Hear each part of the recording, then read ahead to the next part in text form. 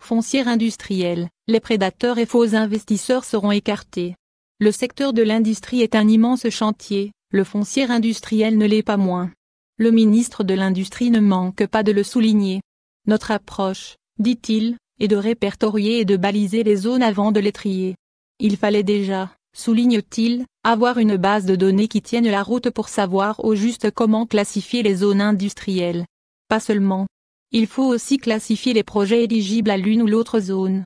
Pour expliquer la stratégie de son ministère, Ferhat Al-Ibrahim a insisté sur la nécessité de revenir en arrière, à la loi sur l'orientation foncière 84, qui a subi quelques amendements mais ne donne pas une spécificité aux foncières industrielles, et au type d'investissement.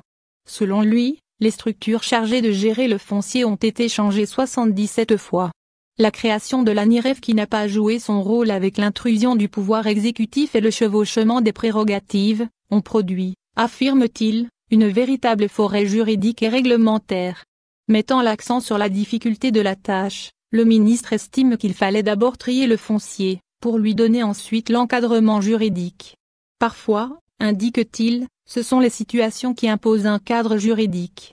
Il y a des zones industrielles pour des projets de grande envergure. Certains sont fictifs mais d'autres sont vrais, comme il existe aussi des micro-zones d'activité au niveau des communes. Il n'est pas normal que toutes ces zones répondent au même canevas et soient gérées par les mêmes autorités, explique le conférencier. Pour mettre fin à cette situation, on est en train de les classer selon leur importance, leur consistance et leur vocation. Selon Ferhat Ali, il faudra une autorité exclusive qui devra décider qui prendra quoi. Au niveau des communes, dit-il, s'il y a des lots de 400 M2, je ne vois pas pourquoi leur gestion doit remonter au niveau central et entrer dans le même cadre de gestion que des zones à vocation industrielle. En revanche, quand il s'agit d'un foncier pour un cluster qui a besoin de centaines d'hectares, il sera traité par une agence.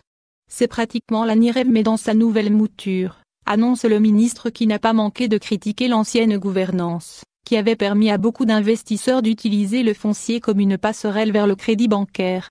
À l'avenir, tranche-t-il, il faut montrer patte blanche, s'il y a une demande pour 20 hectares, il faut justifier la demande par les besoins réels de l'investisseur, qui doit aussi justifier des capacités financières qui vont avec. On ne va pas donner des concessions pour se retrouver dans des scandales, prévient le ministre, qui préconise que le foncier soit revu dans ses fondements et dans sa finalité. Mais, globalement, en écartant du champ de l'investissement tous les prédateurs, tous les faux projets et toutes les fumisteries érigées en investissement, on dégagera des assiettes qui existent déjà, lance le ministre avec un brin d'optimisme, estimant qu'il y a assez de fonciers résiduels. Même la décision par ses prédécesseurs portant sur la création 50 zones industrielles au niveau national sera revue. Il a des lots qui ont été pris mais jamais utilisés, parce que les gens qui en avaient bénéficié n'avaient pas de projet et n'avaient même pas de moyens à la base, explique Ferhat Ali pour qui on ne partage pas les terrains publics comme si l'on partageait un héritage. On a perdu beaucoup de temps, lâche le conférencier, qui affirme que rien ne sera plus comme avant.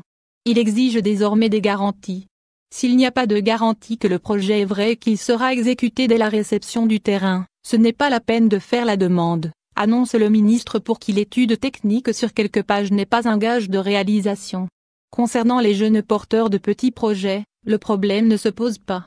Les mêmes autorités ne peuvent pas gérer les ordres de grandeur qui ne sont pas les mêmes et les vocations qui ne sont pas les mêmes, rappelle encore Ferhat Ali, avant de souligner que les réformes vont bon train pour désigner quelles est l'autorité qui assume la responsabilité dans chaque secteur.